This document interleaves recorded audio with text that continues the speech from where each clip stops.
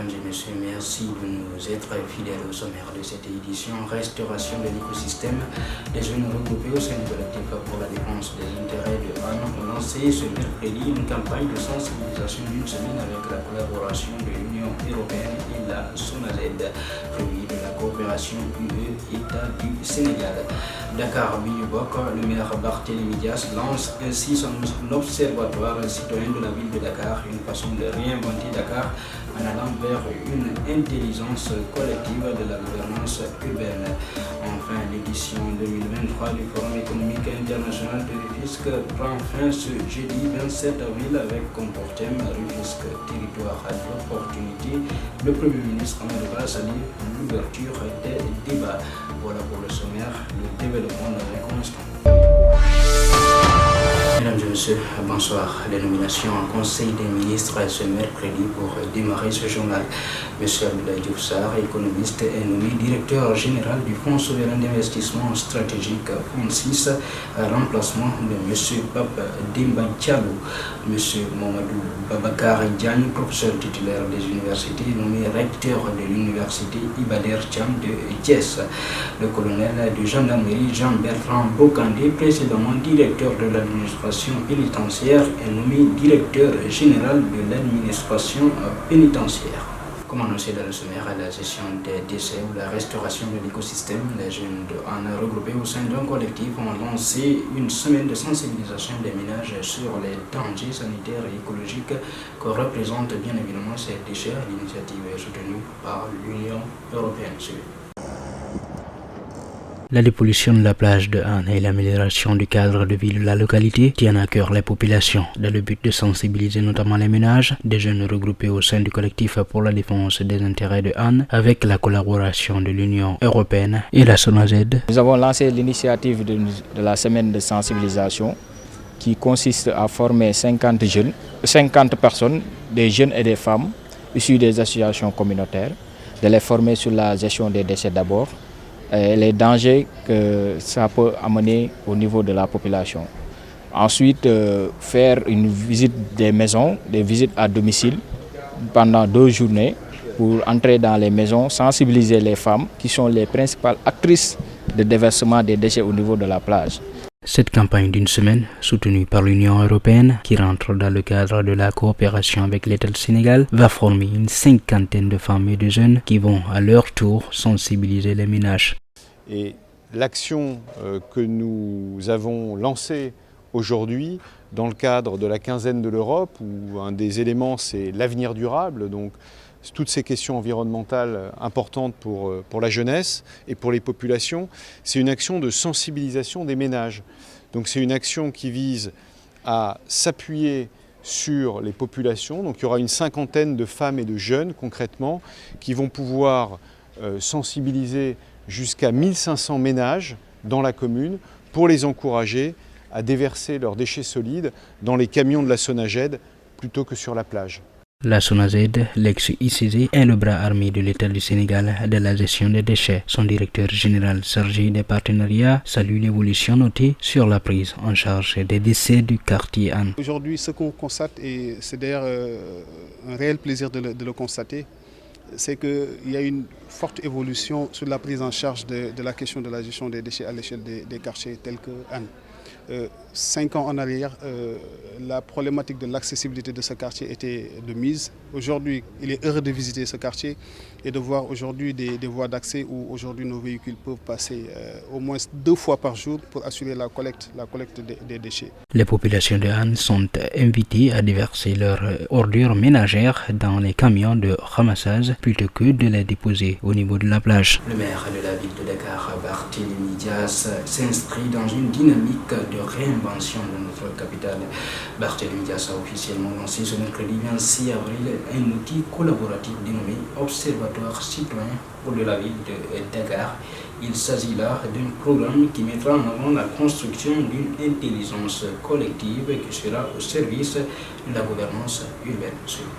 Mesdames, Messieurs, chers invités, Dakaroises, Dakarois, en l'absence d'une citoyenneté active et agissante pour l'intérêt de notre vivre ensemble, l'impact des efforts déployés par la municipalité se retrouve amoindri et ralentit considérablement le processus de métropolisation de notre cité. Au moment où les villes africaines sont appelées à relever le défi de leur transition en vue d'une transformation de notre continent.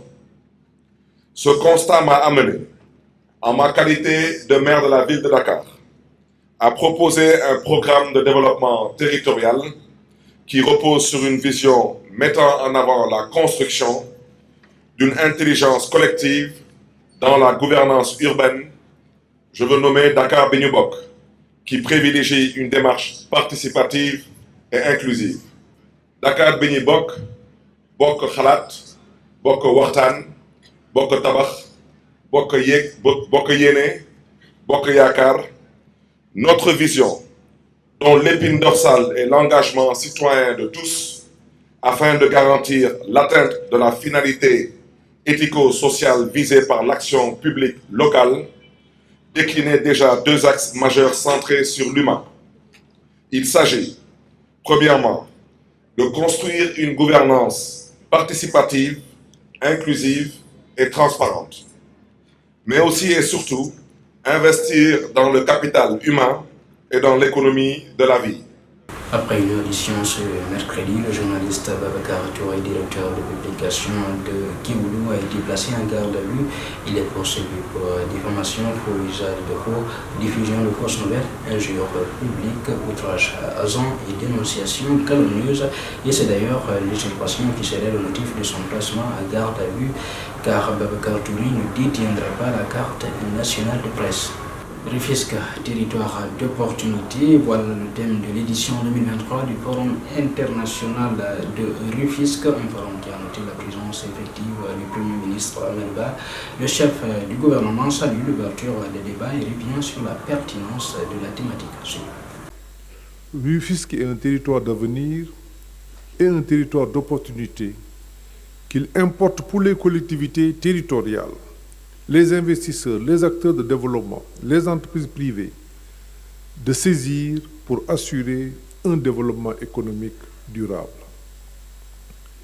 La pertinence de la thématique offre l'opportunité de traiter les questions liées à l'attractivité d'un territoire abritant de nombreux projets structurants de l'État du Sénégal, tels le marché d'intérêt national, le stade Abdoulaye Wade, entre autres, sans oublier les activités économiques créées grâce au pôle urbain de Diamniadio qui contribuent à décongestionner la métropole dakaroise. Les acquis de la première édition ont permis de créer les liens de coopération, d'initier des relations économiques, de lancer des projets porteurs et innovants. Aujourd'hui, la consolidation s'impose et la démarche adoptée jusqu'ici à travers l'implication de tous les acteurs nous conforte dans votre volonté de porter le développement de votre territoire et de l'inscrire dans une dynamique évolutive et inclusive. En effet, pendant 3 jours, vous serez mobilisés autour des problématiques stratégiques pour le développement territorial, telles que les industries, la culture, l'artisanat, la formation, l'emploi et l'inclusion. Cette plateforme permettra également l'éclosion d'opportunités d'affaires à travers la présence d'institutions et d'entreprises internationales. La mairie de Sindia a prêté ce mercredi la cérémonie officielle de passation de service entre le sous-préfet sortant Ibrahima Ndiaye et celui entrant Omar Dia. Une rencontre riche en couleurs marquée par une forte délégation accompagnant le désormais ex-sous-préfet de Diamniadio. En nous réunissant ce matin, nous sacrifions à une tradition bien républicaine, marquant une étape importante de la vie de la circonscription administrative de Sindia. En effet, il s'agit d'un changement au niveau de l'autorité chargée d'administrer et d'animer la circonscription. À la tête de la circonscription depuis le 6 juin 2018, suivant décret numéro 2018-1093 du 6 juin donc 2018, Me voici à nouveau devant la population de l'arrondissement de Sindia pour lui annoncer mon départ pour une autre mission au service de la République. La cérémonie qui nous réunit aujourd'hui est une tradition administrative bien ancrée qui consacre la passation de service entre deux fonctionnaires de l'État. Cette formalité garantit la permanence de l'État et assure la continuité du service public. Ainsi, après 2 années de service en qualité de sous-préfet de l'arrondissement de Diamniadio, j'ai encore bénéficié de la confiance des hautes autorités de ce pays, en l'occurrence son Excellence, Monsieur le Président de la République, Monsieur le Premier ministre et Monsieur le ministre de l'Intérieur pour diriger l'arrondissement de Sindia. Je profite de cet instant solennel pour remercier le bon Dieu, prier sur le prophète Mohammed, paix et salut sur lui, prier pour le repos de l'âme de mes défunts parents. Je vous prie, Monsieur le Préfet, de bien vouloir être notre interprète auprès de ces autorités pour leur transmettre toute notre gratitude pour cette marque de confiance en notre modeste personne. À présent, l'actualité hors de nos frontières, au Soudan, le 15 Cécile fait entrer en vigueur mardi dernier. Les combats continuent à Khartoum et un peu partout dans le pays. Au moins 500 morts sont enregistrés pour plus de 4000 blessés. Malgré un cessez-le-feu entré en vigueur mardi, les combats continuent au Soudan, aussi bien à Khartoum que dans d'autres zones du pays. Depuis plusieurs jours, un conflit meurtrier oppose l'armée à des paramilitaires. Des affrontements qui ont déjà fait au moins 500 morts et plus de 4000 blessés, selon un bilan du ministère soudanais de la Santé. Comme vous pouvez le voir, la mosquée située dans le marché a été détruite par l'explosion. Tous les magasins du marché ont été détruits par la puissance de l'explosion. Les portes des magasins ne sont plus accessibles. Dans la capitale, la situation est de plus en plus difficile. Malgré le chaos, les habitants tentent tant bien que mal de se nourrir, mais les biens de première nécessité se font de plus en plus rares. Les gens sont désemparés, ils font la queue pour du pain, ils font la queue pour du carburant. Mais on ne trouve ni carburant, ni pain, ni eau. La sécurité n'est pas garantie et la situation est très mauvaise dans les centres de santé. Les gens sont malades et les blessés ne peuvent pas être soignés. Nous faisons la queue pour obtenir du carburant, mais nous n'en trouvons pas et il n'y a pas beaucoup de moyens de transport. Comme d'autres pays, la Chine va elle aussi évacuer ses ressortissants et a dépêché des navires de sa marine. L'aéroport de Khartoum ayant été mis hors service à la suite des combats, de nombreux civils et des étrangers ont tout de même réussi à fuir le pays par avion depuis des petites pistes, comme ce vol affrété par le Maroc et qui a atterri à Casablanca. Nous avons quitté Khartoum et après 36 heures de bus, nous sommes arrivés à Port-Soudan, où nous avons passé 24 heures dans un hôtel. Nous avons ensuite pris l'avion qui a fait une escale à Tunis avant d'atterrir à Casablanca. Depuis le début des combats le 15 avril, des dizaines de milliers de personnes ont fui les violences et se sont réfugiées pour la plupart dans des pays frontaliers. Maintenant, place à la page sportive. Le handball féminin sera en fait ce week-end avec la finale de la Ligue de Dakar qui se tiendra ce samedi au stade Amadou Barry. Diamano et Tissot se disputeront le titre à partir de 17h GMT. Les organisateurs promettent du spectacle passionnant pour tous les amateurs de handball, a fait savoir le président de la Ligue de handball de Dakar, Demba Baldé. En Angleterre, après la défaite hier sur la pelouse de Manchester City, l'entraîneur d'Arsenal, Mikel Arteta, a reconnu la supériorité des Citizens. On doit accepter qu'il a été meilleur que nous, a déclaré l'entraîneur espagnol Mikel Arteta. Mesdames et messieurs, voilà qui met fin à cette édition d'information. Tout plaisir a été pour moi de vous servir. Restez bien entendu à notre compagnie. L'information continue sur infoafrica-mag.com.